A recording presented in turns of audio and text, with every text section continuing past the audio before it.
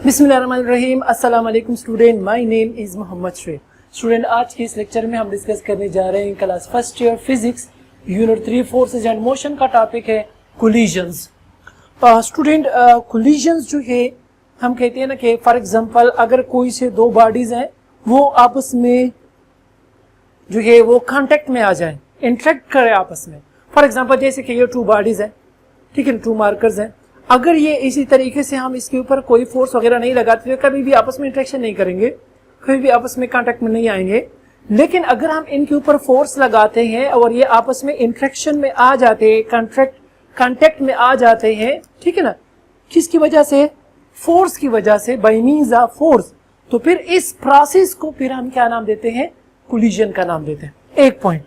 दूसरा point student, आप ध्यान में ये रखो कि कोलिजन्स के लिए इन फिजिक्स जरूरी नहीं है कि दोनों बॉडीज का टच होना पड़े या दोनों बॉडीज को टच होना पड़े। दोनों बॉडीज का टच होना जरूरी नहीं है, ठीक है ना, कोलिजन के लिए। फॉर एग्जांपल अगर जो हम टू मैग्नेट्स ले रहे हैं, ठीक है ना, अब टू मैग्नेट्स को अगर हम इस तरह आप रख लें, फॉर एग्जांपल ये मैग्नेट है, तो जब हम इसको नजदीक लाते तो दूसरा मैग्नेट आगे की तरफ वो मूवमेंट स्टार्ट कर लेता है।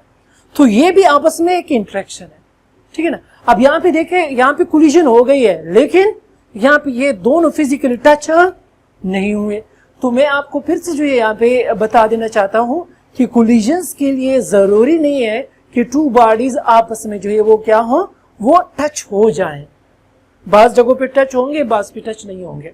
एक पॉइंट। और दूसरा पॉइंट, कोलिजन्स जो है वो जो है पॉसिबल हो जाता है बाय मींस ऑफ फोर्स, क्योंकि अगर फोर्स नहीं है तो कभी भी कोई दो बॉडीज जो आपस में कोलिजन नहीं कर पाएंगे। तो अब जो है यहाँ पे हम इसकी प्रॉपर डिफिनेशन की तरफ आते हैं। तो यहाँ पे हम कहते हैं व्हाट इज कोलिजन। यहाँ पे define collision an event during which particles come close and interact to each other with और without physical contact by means of forces is called collision. जो बातें मैंने यहाँ पे आपको ओरली बताई वो सारी बातें मैंने यहाँ पे लिखी है। देखो, an event during which particles come close and interact to each other। जब हमारे पास पार्टिकल्स जो है वो आपस में नजदीक आ जाए, इंटरेक्शन या वो आपस में कांटेक्ट में आ जाए, ठीक है ना, इंटरेक्शन करे, कांटेक्ट में आ जाए। लेकिन जरूरी नहीं है कि वो कांटेक्ट जो है क्या हो, विद और विदाउट फिजिकल कांटेक्ट, ठीक है ना। इंटरेक्शन तो करे, कम क्लोज आ जाए, एक दूसरे के नजदीक आ जाए, लेकिन जरूरी नहीं है कि वो आपस में क्या हो जाए, कांटेक्ट में आ जाए, विद और विदाउट फिजिकल कांटेक्ट, ठीक है ना। अच्छा, अब ये कैसे होगा? Bye means of forces. किस वजह से हो जाता है? Bye means of forces is called collision. तो वो इवेंट जिसमें दो या दो से ज्यादा पार्टिकल्स क्या हो जाए, कम क्लोज, एक दूसरे के नजदीक आ जाए और आपस में इंटरेक्शन करें। और वो इंटरेक्शन जरूरी नहीं है कि वो फिजिकल हो, फिजिकल हो भी सकता है, नहीं भी हो सकता। और ये इंटरेक्शन किस वजह से होता है? बाय मींस ऑफ फोर्सेस, ठीक है ना। तो इस इवेंट को हम फिर क्या नाम देते हैं स्टूडेंट? कोलिजन का नाम देते हैं। अच्छा, यहाँ पे वही बात मैंने यहाँ पे लिखी भी है, ये पॉइंट आप अपने साथ नोट कर रहे हैं, इसके ऊपर जो आप फोकस करें कि for collision to occur the colliding objects must not necessarily touch. अगर हमारे पास कोलिजन अकर हो रही है तो जरूरी नहीं है कि जो कोलाइडिंग ऑब्जेक्ट्स हैं वो जरूरी जो है एक दूसरे के साथ टच होंगे, ये जरूरी नहीं है। Is it clear? अब देखो, फॉर एग्जाम्पल, या एग्जाम्पल से जो है आपको खुद ब खुद अंडरस्टैंड हो जाएगा कि collision of proton with the helium atom nucleus is shown in figure. For example, ये हमारे पास है प्रोटॉन, ठीक है ना, ये हमारे पास है प्रोटॉन, इसके ऊपर कौन सा चार्ज है स्टूडेंट? पॉजिटिव। ये हमारे पास है हीलियम न्यूक्लियस, इसके ऊपर भी कौन सा चार्ज है स्टूडेंट? पॉजिटिव। टू प्रोटॉन है ना इसमें। अब जब ये आपस में इंटरेक्शन में आएंगे, ठीक है ना, ये आपस में इंटरेक्शन में आएंगे तो क्या होगा, ये कभी भी एक दूसरे के साथ टच नहीं होंगे। लेकिन जब ये आपस में कम क्लोज, इतने क्लोज हो जाएंगे कि वो इनका जो फील्ड है, इसका भी फील्ड होगा, इसका भी फील्ड होगा, तो वो फील्ड जो है इसके अराउंड जो फील्ड है, ठीक है ना, और इसके भी अराउंड जो फील्ड है, जब ये आपस में कांटेक्ट में आ जाते हैं ना, ये आपस में कांटेक्ट में आ जाते हैं, तो ये जो है एक डायरेक्शन में चला जाएगा। ये जो हमारे पास हीलियम न्यूक्लियस है ये एक डायरेक्शन में चली जाएगी, और जो हमारे पास प्रोटॉन है ये दूसरे डायरेक्शन में चली जाएगी। तो मतलब क्या हुआ कि इस केस में यहाँ पे जो दो प्रोटॉन्स है, एक प्रोटॉन और दूसरा हीलियम न्यूक्लियस है, ये कभी भी कांटेक्ट में नहीं आ गए, ये कांटेक्ट में नहीं आए, ये फिजिकल टच नहीं हुए, लेकिन उसके बावजूद भी उन्होंने कोलिजन की है, जिस वजह से ये जो है क्या हो गए, एक दूसरे से दूर हो गए, ठीक है ना। तो ये बात आपने ध्यान में रखनी होगी कि अगर फॉर एग्जांपल हम बात करें, लेट 2 कार्स है, ठीक है ना। अब फॉर एग्जांपल ये 2 कार्स है, ठीक है, ये इस डायरेक्शन में आ रही है और ये इस डायरेक्शन में आ रही है। तो जब ये आपस में कोलिजन करेंगे या कोलाइड करेंगे, या यहाँ पे इन बॉडीज के दरमियान कोलिजन तब पॉसिबल होगी जब ये दोनों एक दूसरे के साथ क्या आ जाए, फिजिकल कांटेक्ट में आ जाते हैं। इनके लिए फिजिकल कांटेक्ट का होना जरूरी है, क्योंकि ये विदाउट फिजिकल कांटेक्ट इनका कोलिजन नहीं है। लेकिन अगर हम यहाँ पे देखें, इसमें हमारे पास कोलिजन हो गई है लेकिन कांटेक्ट नहीं हुआ, तो इसलिए हमने ये बात यहाँ पे की है कि अगर हम कोलिजन को अंडरस्टैंड करते हैं, उसको स्टडी करते हैं, तो कोलिजन सिर्फ ये नहीं है कि बॉडीज आपस में टकरा जाए, इसको हम कोलिजन करते हैं, कि वो फिजिकल कांटेक्ट में आ जाए तब कोलिजन हो गए, नहीं, जरूरी नहीं है फिजिकल कांटेक्ट। तो ये अपने यहाँ पे इस एग्जांपल से हमें अंडरस्टैंड हो जाती है कि हमारे लिए जो हमारे पास जो कोलिजन है वो फिजिकल, इसलिए हमने यहाँ पे लिखा with or without physical contact. Physical contact होता भी है और नहीं भी होता, तो ये आप नेसेसरी ना करें कि मस्ट जो है इनका फिजिकल कांटेक्ट होना चाहिए, मींस वो एक दूसरे के साथ टच होंगे, ये जरूरी नहीं है। ये तो हमारे पास एक सिंपल एग्जांपल हो गया जो हमने इस बात को जो है यहाँ पे अंडरस्टैंड किया। अब हम बात करते हैं टाइप्स ऑफ कोलिजन की। तो स्टूडेंट हमारे पास जो है 2 टाइप्स ऑफ कोलिजन है, एक को हम नाम देते हैं इलास्टिक कोलिजन और दूसरे को हम नाम देते हैं इनइलास्टिक कोलिजन, ठीक है ना। अच्छा, इससे पहले बाज बुक्स में एक 2 और टाइप्स भी डिस्कस किए जाते हैं। एक को नाम दिया जाता है हेड ऑन कोलिजन और दूसरे को नाम दिया जाता है साइड कोलिजन, जो है साइड ऑन कोलिजन। तो साइड ऑन कोलिजन और हेड ऑन कोलिजन जो है वो इंशाल्लाह नेक्स्ट लेक्चर में मैं आपको जो है उनको इंट्रोड्यूस करवा दूंगा कि साइड ऑन कोलिजन में, साइड ऑन कोलिजन में क्या होता है, जबकि हेड ऑन कोलिजन में क्या होता है, वो हम इसको कैसे डिफरेंशिएट करेंगे, तो इंशाल्लाह उसको हम नेक्स्ट लेक्चर में डिस्कस करेंगे। अच्छा, अब यहाँ पे अब हम बात करते हैं इलास्टिक कोलिजन। तो स्टूडेंट इलास्टिक कोलिजन में हम अंडरस्टैंड करते हैं, फॉर एग्जांपल अगर कोई 2 बॉडी, क्योंकि कोलिजन के लिए 2 बॉडीज का होना जरूरी है।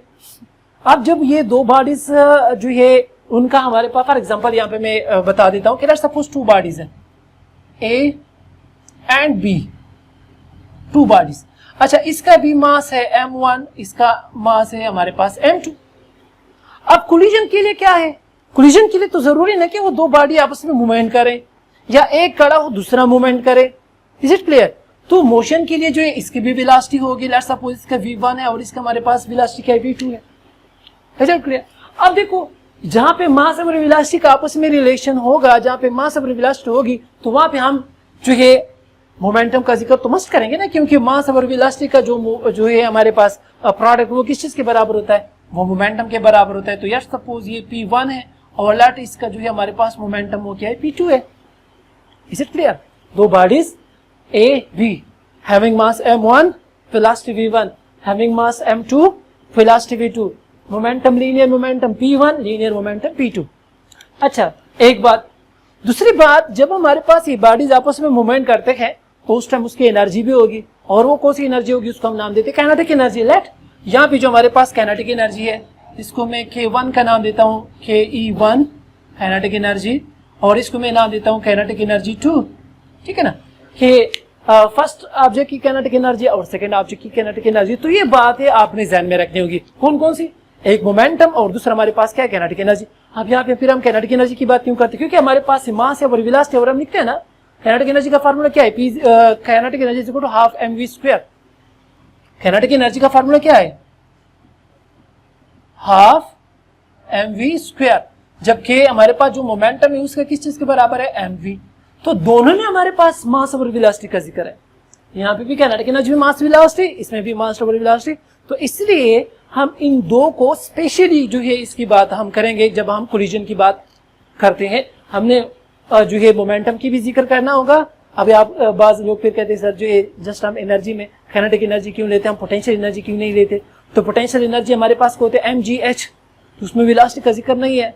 हालांकि यहाँ पे हम टोटल एनर्जी की बात करेंगे तो टोटल एनर्जी में पोटेंशियल एनर्जी सब आ जाते हैं, लेकिन स्पेसिफिकली हम काइनेटिक एनर्जी की बात करते हैं, बिकॉज यहाँ पे हमारे पास मास और वेलोसिटी और मूवमेंट हो रही है, और जब मूवमेंट होती है तो उस टाइम हमारे पास जो एनर्जी होती है बॉडी की वो कौन सी होती है स्टूडेंट, काइनेटिक एनर्जी। अच्छा, ये मैंने इसलिए एक्सप्लेन किया, ये 2 बातें मैंने आपको इसलिए समझाई कि यहाँ पे जो हम कोलिजन इलास्टिक और इनइलास्टिक कोलिजन की जो हम बात करते हैं तो वो on the basis of these 2 terms, momentum and kinetic energy.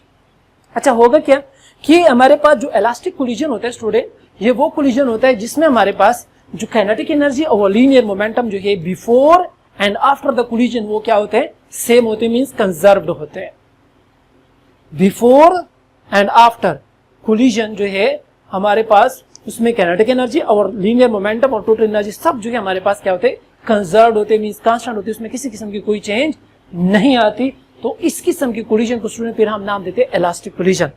अच्छा, एक बात और याद रखें हमारे पास स्टूडेंट कि जो हमारे पास इलास्टिक कोलिजन है वो जो मैक्रोस्कोपिक, हम दो टर्म डिस्कस करते हैं, एक को हम कहते हैं माइक्रोस्कोपिक, दूसरे को हम नाम देते हैं मैक्रोस्कोपिक।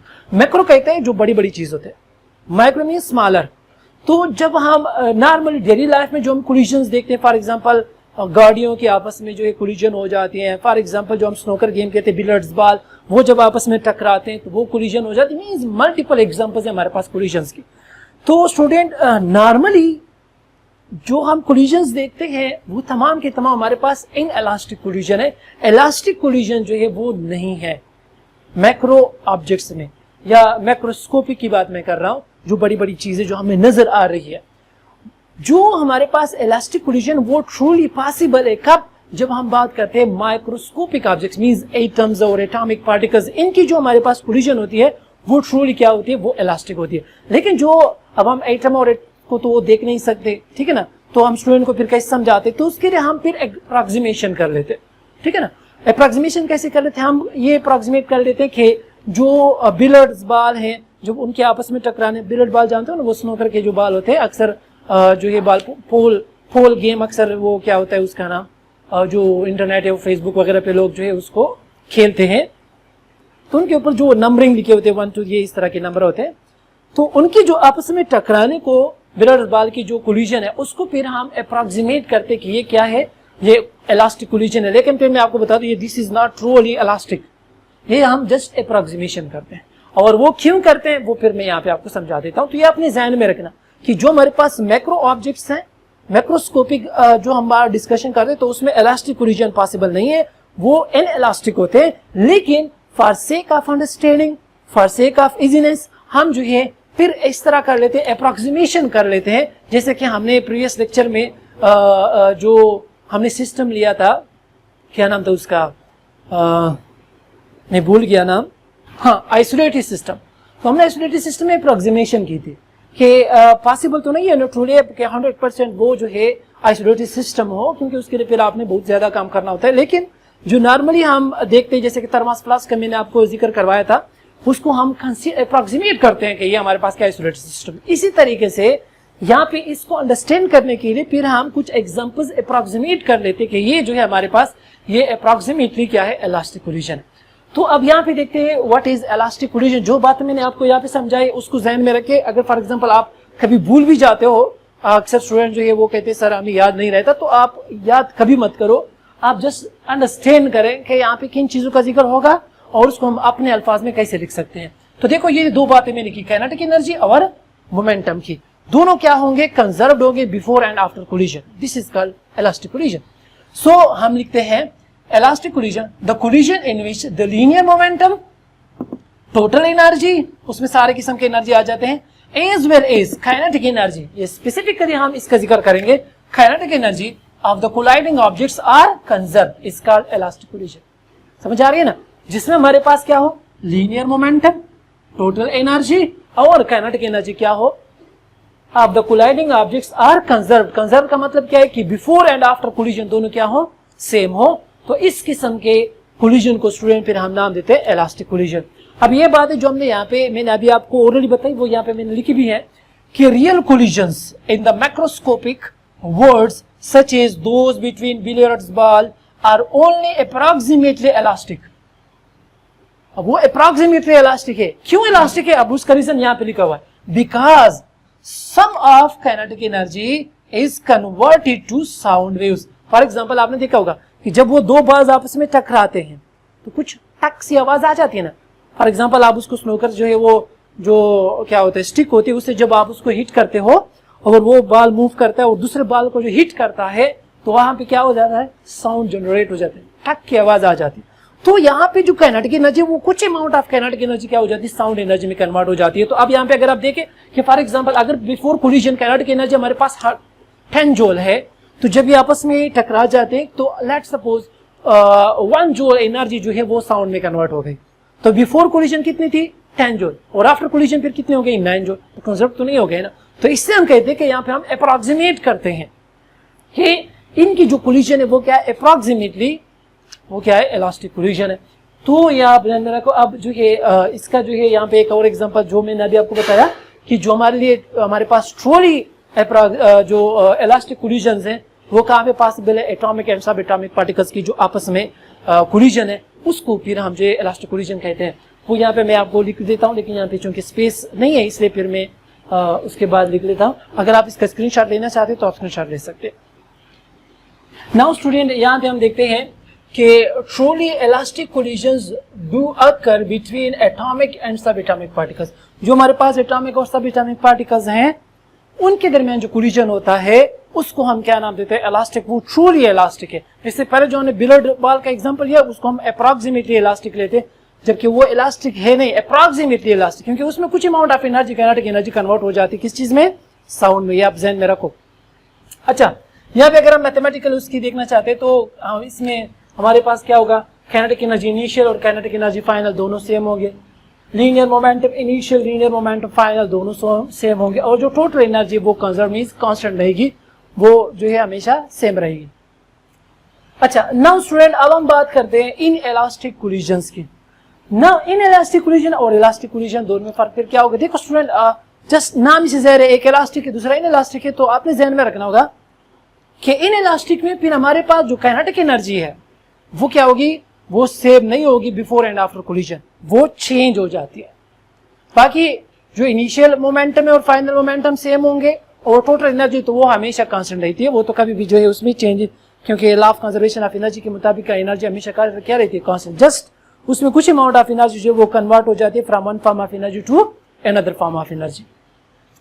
तो यहाँ पे हम बात करते हैं कि the collision in which the linear momentum and total energy are conserved, जिसमें हमारे पास लीनियर मोमेंटम और टोटल एनर्जी तो कंजर्व्ड रहती है, बट काइनेटिक एनर्जी जो है not conserved, is called elastic inelastic collision. Means जिसमें हमारे पास इनिशियल मोमेंटम और जो टोटल एनर्जी वो तो कंजर्व्ड है, लेकिन जो काइनेटिक एनर्जी है वो सेम नहीं होगी बिफोर एंड आफ्टर कोलिजन, वो चेंज हो जाती है। अच्छा, इसकी एग्जांपल्स क्या है। For example collisions between two vehicles. For example car, 2 cars हैं, उनके दरमियान जो कोलिजन्स होगी, इससे पहले जो मैंने आपको एग्जांपल बताया कि फॉर एग्जांपल 2 कार्स हैं, उनके दरमियान जो कोलिजन होगी, उनका जो कोलिजन है वो क्या है, इन इलास्टिक कोलिजन। बिकॉज जब ये दोनों आपस में टकराते हैं तो क्या हो जाते हैं, एक तो जो है इनकी शेप चेंज हो जाती है, मीन्स इसमें डिस्टॉर्शन आ जाती है, मल्टीपल प्रॉब्लम क्रिएट हो जाती है। दूसरा जो है साउंड क्रिएट हो जाता है। तीसरा जो इसमें अमाउंट ऑफ हीट जनरेट हो जाता है। फिफ्थ जो है हमारे पास लाइट एनर्जी प्रोड्यूस हो जाती है। तो ये सब जो है हमारे पास क्या है, इनकी जो काइनेटिक एनर्जी है वो कन्वर्ट हो गई मल्टीपल काइंड ऑफ एनर्जीज में। जबकि फिर आप कहेंगे फिर पोटेंशियल जो हमारे पास लीनियर मोमेंटम होता है वो कैसे कंजर्व हो गया, वो इसलिए कंजर्व हो गया क्योंकि मास जो है वो बिफोर कोलिजन था या आफ्टर कोलिजन, वो दोनों हमारे पास क्या होते हैं, सेम। और वेलोसिटी भी क्या हो जाती है, वो कंजर्व हो जाती है। फॉर एग्जांपल एक की कम हो जाती है तो दूसरी की ज्यादा हो जाती है। Is it clear. तो हम कहते हैं टोटल जो है वो फिर कांस्टेंट रहती है बिफोर एंड आफ्टर कोलिजन, जबकि टोटल एनर्जी तो रहेगी कांस्टेंट। लेकिन फर्क इसमें आ गया स्टूडेंट काइनेटिक एनर्जी में, क्योंकि before and after collision kinetic energy वो जो कंजर्व्ड नहीं रहती, वो कन्वर्ट हो जाती है उसमें कुछ अमाउंट ऑफ एनर्जी। जिस तरह मैंने आपको अभी बताया कि फॉर एग्जांपल यहाँ पे जो एनर्जी है before and after collision, before collision जो काइनेटिक एनर्जी है, लेट्स सपोज वो 100 जूल है, तो जब ये टकराते तो उस टाइम जो उसकी काइनेटिक एनर्जी है, बात जो है वो साउंड एनर्जी में, क्योंकि आवाज आ जाती है ना, बात जो है हीट में, क्योंकि वहां पे बहुत ज्यादा हीट जनरेट हो जाता है। थर्ड जो है डिस्टॉर्शन में, उसकी शेप जो है डिस्टॉर्ट हो जाती है। फिफ्थ जो है फोर्थ जो है उसकी जो है लाइट एनर्जी में कन्वर्ट हो जाती है। तो ये तमाम जो है हमारे पास जो है काइनेटिक एनर्जी की वजह से क्या हो जाती है, वो कन्वर्ट हो जाती है मल्टीपल काइंड ऑफ एनर्जीज में। दैट्स व्हाई हम कहते हैं कि kinetic energy before and after collision वो सेम कांस्टेंट नहीं रही थी। दैट्स व्हाई इस काइंड ऑफ कोलिजन को फिर हम क्या नाम देते हैं, इनइलास्टिक। दूसरा एग्जांपल क्या है, कोलिजन्स बिटवीन बिलियर्ड बॉल। ये मैंने इसलिए लिखा है क्योंकि बुक में इस तरह ये लिखा हुआ है, तो फिर ये एग्जांपल मैंने इसलिए लिखा कि स्टूडेंट फिर अक्सर कंफ्यूज होंगे कि सर आपने इसी को बिलियर्ड बॉल्स के एग्जांपल को तो आपने इलास्टिक कोलिजन में भी लिखा था और आप यहाँ पे भी लिखते हो। तो स्टूडेंट मैं आपको ये कंफ्यूजन समझाने के लिए बात कर रहा हूँ कि हमेशा याद रखो, मैंने वहां पे भी ये लिखा था अप्रॉक्सीमेटली हम लेते हैं, अप्रॉक्सीमेट कंसीडर करते, वो है नहीं इलास्टिक कोलिजन नहीं है, ये इनइलास्टिक है, लेकिन जस्ट हम उसको क्या करते हैं, कंसीडर करते हैं इलास्टिक कोलिजन्स में, लेकिन असल में ये है क्या चीज, इनइलास्टिक कोलिजन। दैट्स व्हाई मैंने यहाँ पे लिखा ताकि आप लोग फिर कंफ्यूज ना हो। अक्सर स्टूडेंट फिर कंफ्यूज हो जाते हैं और फिर क्वेश्चंस करते हैं कि सर ये तो आपने वहां पे भी लिखा था और यहाँ पे भी लिखा है, तो ये मैं इसलिए लिखा हूँ कि ये जो असल में है इनइलास्टिक कोलिजन, क्योंकि वहां पे साउंड जनरेट हो जाती है, बिलियर्ड बॉल जब आपस में हिट होते हैं एक दूसरे को, जो है वहां पे कोलिजन जब आती है तो उसमें कुछ amount of energy, kinetic energy वो कन्वर्ट हो जाती है साउंड में। लेकिन हम जो है इसको कंसीडर करते, मींस अप्रॉक्सीमेट करते हैं कि ये क्या है, जब हम इलास्टिक का एग्जांपल देते हैं ताकि स्टूडेंट्स को अंडरस्टैंड हो जाए, तो उसके लिए हम इसको एज ए एग्जांपल लेते हैं, जस्ट अप्रॉक्सीमेशन करते हैं, लेकिन असल में ये है क्या चीज, इनइलास्टिक कोलिजन। तो इसका मैथमेटिकल फॉर्म क्या होगा, काइनेटिक एनर्जी हमारे पास क्या होगी, सेम नहीं होगी बिफोर एंड आफ्टर। जो हमारे पास मोमेंटम है, लीनियर मोमेंटम, वो बिफोर एंड आफ्टर कोलिजन क्या होगी, सेम होगी, और टोटल एनर्जी भी हमारे पास क्या रहेगी, कांस्टेंट रहेगी। सो स्टूडेंट अगर आप इसका जो स्क्रीनशॉट लेना चाहते हैं तो आप स्क्रीनशॉट ले सकते हैं। So student this is all about collisions. Collision क्या होता है, कितना टाइप के कोलिजन्स है, हमने एग्जांपल लिए, डिफरेंट डेली लाइफ के एग्जांपल्स हमने बताए। बाकी इंशाल्लाह नेक्स्ट जो टॉपिक आ रहा है हेड ऑन कोलिजन्स का, उसमें बहुत सारे मैथमेटिकल कैलकुलेशन है, तो इंशाल्लाह उसको हम नेक्स्ट सेक्शन में डिस्कस करते हैं। सो होपफुली स्टूडेंट आपको जो इस लेक्चर की समझ आ चुकी होगी। फिर भी अगर आपके माइंड में किसी भी किस्म का कोई भी क्वेश्चन हो, आप कमेंट में जरूर पूछिएगा। Thank you so much.